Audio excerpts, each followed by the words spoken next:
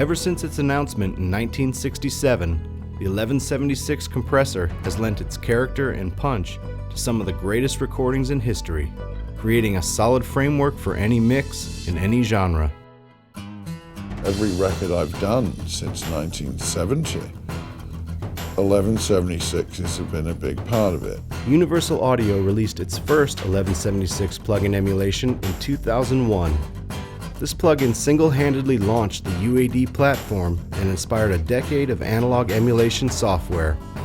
Today, we've circled back to the 1176, the world's most recognized compressor, and modeled its entire electronic path from stem to stern, including its transformers and amplifiers, to give you authentic 1176 distortion, color, and character like no other plugin has captured before. The way the top end gets grainy and the way the distortion starts to creep in, the plugins absolutely remind me of the way the hardware does that. The resulting 1176 Classic Limiter plugin collection for the U82 platform provides unrivaled emulations of 3 distinct 1176 hardware units. It's never been easier for engineers and producers to add the indispensable character of the 1176 to drums, bass, guitars, vocals, keys, and more.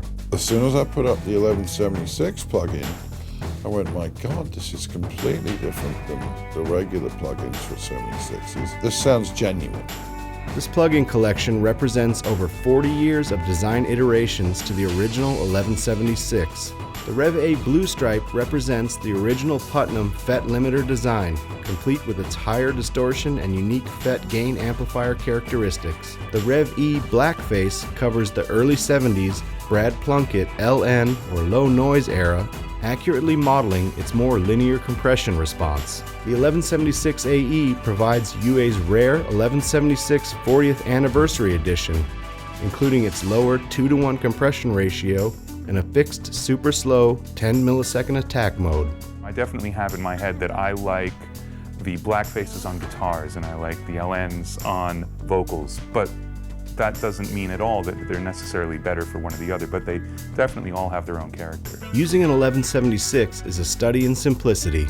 The input control simultaneously sets compression threshold and the level of signal entering the 1176, while the output control sets the final signal level. The attack control sets the time it takes the 1176 to respond to incoming signal, while the release control sets the time it takes to return to its initial level.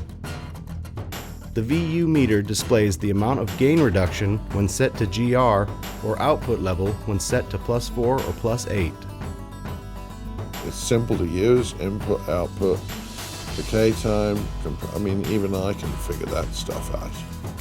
Dozens of artist presets from famous 1176 users such as Ed Cherney, Carl Glanville, Andy Johns, Joe Ciccarelli, and more have been included in the plugins to make it even easier to get great tones with just a few simple mouse clicks. These VST, audio units, and RTAS compatible plugins run in a fully functioning demo mode on the U82 platform for 14 days, during which they can be purchased directly from the UA online store.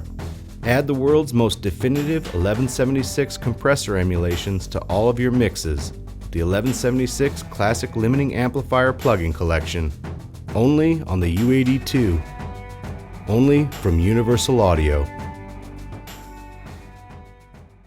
It's an old friend. A really good... She's a nice girl. I love her. Steve Miller gave me this watch. I say, look, you chaps, I even talked Eddie Van Halen out of the... Shut up. That we're not doing any of that. Do the laughing horse. Addy, addy, ah.